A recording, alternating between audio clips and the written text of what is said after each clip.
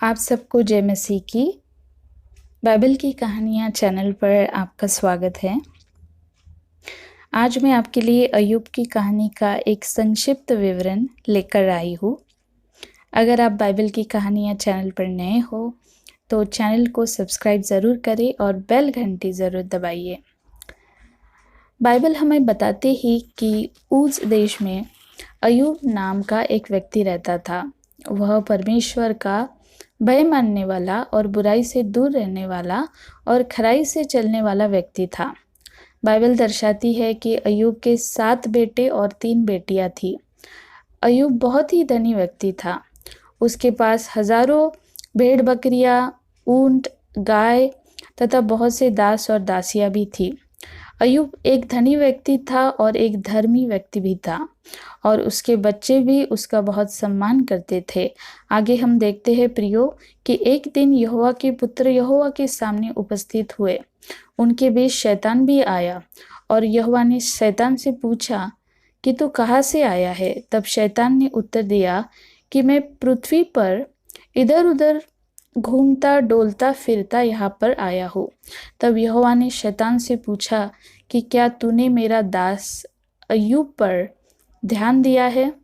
क्योंकि उसके तुल्य सीधा और खरा मनुष्य पृथ्वी पर दूसरा नहीं है। तब शैतान ने यहोवा से कहा कि क्या अय्यूब बिना किसी लाभ से परमेश्वर का भय मानता है? क्या यहोवा तूने उसके और उसके चारों ओर बाड़ा नहीं बांधा? तूने तो उसके हर काम पर आशीष दी है। तो ध्यान दो भाइयों और बहनों कि परमेश्वर की सुरक्षा हमारे जीवन पर हमेशा बनी रहती है। शैतान हमारा बाल भी बांका नहीं कर सकता। तो जब परमेश्वर का हम भय मानते हैं, बुराइयों से दूर रहते हैं, तो परमेश्वर हर एक उत्तम आशीष हमें प्रदान करता है। लेकिन शैतान को यह बात पसंद नहीं आती है। जैसे हम यहाँ देखते हैं कि परमेश्वर ने अय्यूब को एक उत्तम आशीष दी थी, लेकिन शैतान ने परमेश्वर से सवाल किया कि अय्यूब बिना लाभ के तेरा भय नहीं मानता है। फिर शैतान यहोवा से यह कहता है कि तू अपने हाथ बढ़ाकर जो कुछ उसका है उससे छू अर्थात उससे छीन ले, तब देख वह तेरी निंदा करता है कि नहीं। उसके कहने का मतलब यह था कि जब परमेश्वर मनुष्यों को सब कुछ प्रदान करता रहता है तब तक ही मनुष्य परमेश्वर के नाम का आदर करता है, परंतु जब सब कुछ परमेश्वर मनुष्य से छीन लेता है तो मनुष्य परमेश्वर को कोसने लग जाता है। ऐसा ही शैतान ने अय्यूब के विषय में यहोवा को कहा था। तब परमेश्वर ने शैतान से कहा, जो कुछ अय्यूब का है वो सब मैं तेरे हाथ में करता हूँ, परंतु केवल उसके शरीर पर हाथ न लगाना। तब शैतान वहाँ से चला जाता है और शैतान के द्वारा अय्यूब पर बहुत सी विपत्तियाँ डाली जाती है। अर्थात उसके पशु, बैल और गधियों को शेबा के लोग ले गए और भेड़ बकरियों को आकाश की आग ने भस्म कर दिया और उसके ऊंटों को कसादी के लोग ले गए और उसके सारे सेवकों को तलवार से मार डाला गया और एक प्रचंड वायु से उसका घर गिर पड़ा। उसमें उसके सारे बच्चे थे और उनके प्राण चले गए।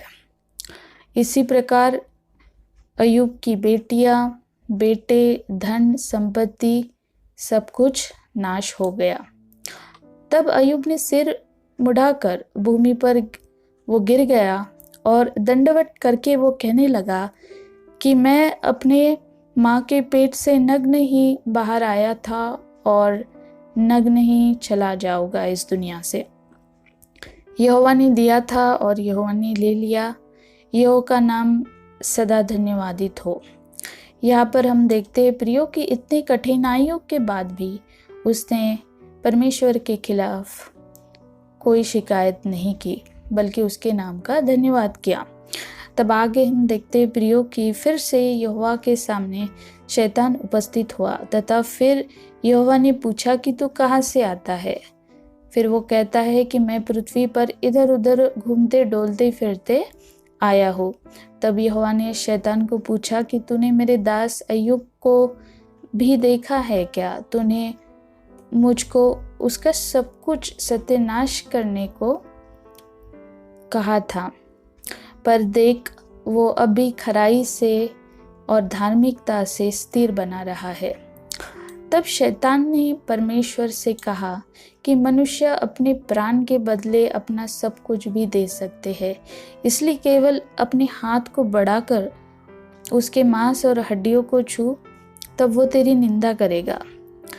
तब फिर यहोवा ने उससे कहा कि अय्यूब का शरीर मैं तेरे हाथ में देता हूँ, परंतु उसके प्राण को कोई हानि ना पहुंचाना। यहाँ हमें एक बात सीखने को मिलती है कि परमेश्वर की इजाज़त के सिवाय हमारे प्राण को कोई कुछ नहीं कर सकता है, अगर हम परमेश्वर में बने रहते हो तो। फिर आगे हम देखते हैं कि शैतान ने अय्यूब को सिर से लेकर पांव तक बड़े बड़े फोड़े दे दिए। तब अय्यूब को शारीरिक पीड़ा तो बहुत सहनी पड़ी। तब वहाँ अय्यूब की पत्नी आई और उसने कहा कि कब तक तू परमेश्वर में खराई से चलता रहेगा, अब तो परमेश्वर की निंदा कर। पर अय्यूब ने कहा तू तो एक मूर्ख स्त्री है और तू क्या कह रही है ये तुझे ही समझ नहीं आ रहा है। उसने आगे कहा कि जब हम परमेश्वर के हाथ से सुख लेते हैं तो क्या हम दुख ना ले। इन सब बातों के पश्चात भी अय्यूब के मुख से यहोवा के प्रति निंदा नहीं निकली। फिर आगे हम देखते हैं प्रियो कि अय्यूब के पास उसके मित्र पहुंच गए। अय्यूब की जो पीड़ा है उसे देखकर उसके मित्रों का नाम था एलीफज, जोफर, एलीहू, बिल्दाद। तो उसके मित्रों के नाम तो हमने अभी देख लिए हैं। जब उन्होंने अय्यूब की दशा देखी तो वह उसके साथ वह विलाप करने के लिए भूमि पर बैठ गए तथा उन्होंने अय्यूब पर कुछ सवाल उठाए। एलीफज ने अय्यूब की वफादारी तथा ईमानदारी पर सवाल उठाए। उसने कहा कि मनुष्य परमेश्वर के किसी काम का नहीं होता है। तूने परमेश्वर के साथ वफादारी नहीं की होगी, इसलिए तेरे साथ ऐसा हुआ है। फिर अय्यूब का दूसरा मित्र बिल्दाद ने अय्यूब से कहा कि ज़रूर कोई पाप परमेश्वर के विरुद्ध तूने किया है, इसलिए तू सज़ा भुगत रहा है। मेरे भाइयों और बहनों, कई बार किसी को कोई बीमारी हो जाती है या कोई तकलीफ़ों से जाता है तो हमें ऐसा लगता है कि इसने परमेश्वर के विरुद्ध कोई पाप किया है, इसलिए इसके साथ ऐसा हुआ है, पर ऐसा नहीं होता है प्रियो। फिर जो अय्यूब का तीसरा मित्र था सोफर, उसने कहा कि ज़रूर अय्यूब ने कुछ बुराई की होगी या बुराई से वो चला होगा, इसलिए उस पर ये विपत्ति आई है। तो ये सब सुनकर अय्यूब बहुत दुखी हुआ तथा इन सब बातों को सुनने के पश्चात अय्यूब ने अपने मित्रों को अपनी सफाई देने की कोशिश की और उसने कहा कि मैं बुरा मनुष्य नहीं हूँ। उसने कहा कि मैं सदा परमेश्वर का भय मानकर चलता रहता हूँ और परमेश्वर के लिए उसने कुछ शिकायतें यहाँ पर निकाली। तब आगे हम देखते हैं प्रियो कि यहोवा ने आंधी के द्वारा अय्यूब से बात की तथा उसको उत्तर दिया। उसकी जितनी भी शिकायतें थी, सवाल थे, उन सब का यहोवा ने उसे जवाब दिया। जैसे पृथ्वी बिना किसी सहारे की कैसे टिकती है। यहोवा ने कहा कि जब मैंने पृथ्वी की नींव डाली तब तू कहा था। उसी प्रकार यहोवा ने समुद्र, आकाश, बादल संपूर्ण उदाहरण दे देकर अय्यूब को समझाया। इन सब बातों को जानने के लिए आप अय्यूब की पुस्तक अध्याय 38 से अध्याय 40 तक पढ़ सकते हैं।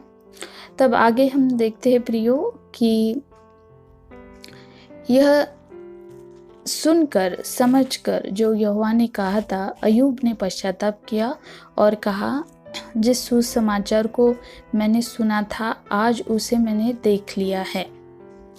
और वो परमेश्वर की स्तुति करने लगा और उसने कहा कि सृष्टि का रचने वाला तू ही है।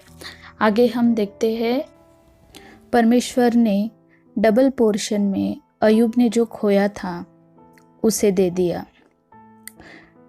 और अय्यूब के जो मित्र थे उन पर परमेश्वर का क्रोध उठा और परमेश्वर ने उन्हें पश्चाताप करने के लिए कहा और बलि चढ़ाने के लिए कहा। और परमेश्वर ने कहा, जब तक अय्यूब तुम्हारे लिए बलि नहीं चढ़ाएगा तब तक तुम्हें माफ़ी नहीं मिल सकती। तब वे अय्यूब के पास गए और अय्यूब से विनती करने लगे, तू एक बलि चढ़ा ताकि परमेश्वर हमारे पापों को माफ़ कर सके।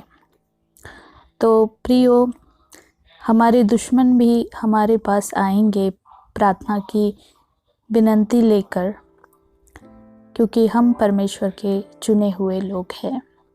आशा करती हूँ आपको आज का पाठ अच्छा लगा होगा। मिलते हैं एक नई कहानी के साथ। तब तक अपना ख्याल रखिए। जय मसीह की।